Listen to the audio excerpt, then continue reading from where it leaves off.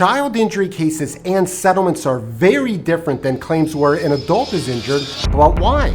In this video, I'm going to reveal the easy steps to take right after the accident through your child hopefully getting a big payout. The game-changing law that makes many child injury cases worth a huge amount, and which child injury cases are often worth substantial money. But first, a word of caution. From my experience, there are three insurance giants that fight child injury cases hard. They are Progressive, State Farm, and Allstate. Knowing this is key as we explore the complex world of child injury claims. To expose the simple steps you should take if your child gets hurt and you think someone else is at fault, we're going to use a story. The point of this story applies if your child is in a car accident or any type of accident. Your child, full of laughter at a daycare or private school, suddenly falls from a play structure like a bright star suddenly dimmed. It's a moment that can change everything, reminding us how precious their safety is. They injure their head, break their arm, or have another injury. There are three ways that you'll get notified about what happened. Number one, the daycare or private school will tell you,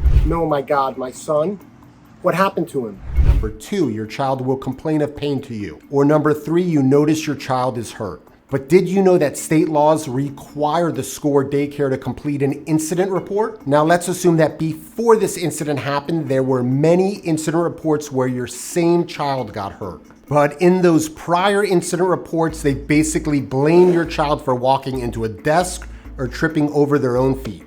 The fact that there are so many prior incident reports makes the daycare or school look bad, even if the school or daycare did nothing wrong to cause those incidents. The prior incidents can make an insurance company nervous if the daycare or school is at fault in the new accident. And when insurance companies get scared, they tend to pay much more. Of course, your kid needs to get medical treatment for the case to potentially be worth substantial money. So get the medical attention fast if they're injured. This documentation is critical for increasing your child's chance at a sizable settlement, especially when it involves serious injuries like this daycare accident. Every day they wait to get treatment can deliver a crushing blow to their potential payout. As they go to the doctor, remember this is more than just forms and papers.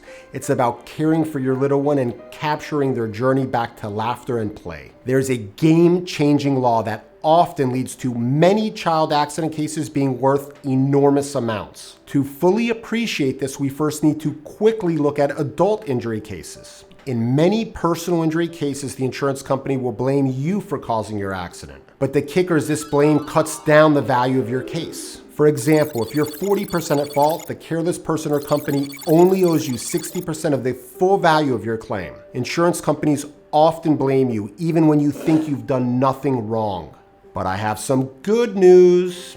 In a child accident case, if a child is under 7 years old, no blame can be put on them in a state like Florida. That law is amazing for kids who get hurt and someone else is at fault.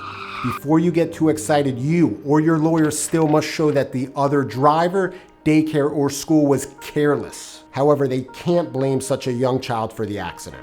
This often leads to a jury either assigning 0 or 100% fault on the daycare, school, or other careless person or company. Let's go back to the daycare or school example where the kid was hurt on the playground equipment. Many states, like Florida, have clear rules about how many teachers should be watching the kids and how carefully they need to do it. If the daycare or school didn't have the correct amount of teachers, they can be liable. But that's not the only law that schools must follow. There should be no places where kids aren't seen, and caregivers should always be alert. But sometimes these important standards aren't met, which can lead to accidents. If the teacher couldn't see your kid or wasn't paying attention when it happened, the daycare or school may be liable. There's one injury that tends to scare insurance companies the most in child accident cases. To expose it, let's assume that your child injures their head in a car accident or private school or daycare. You notice that since the accident, your child is having trouble with thinking, remembering, or making decisions. This tends to make many insurance companies very nervous. Here's why. Many daycare or private schools have $1 million insurance policies. This means that the most the insurance company would ever owe your child is $1 million, no matter how badly they're hurt. But there's an exception to the insurance company being capped at the policy limit. I'll reveal what it is in one moment.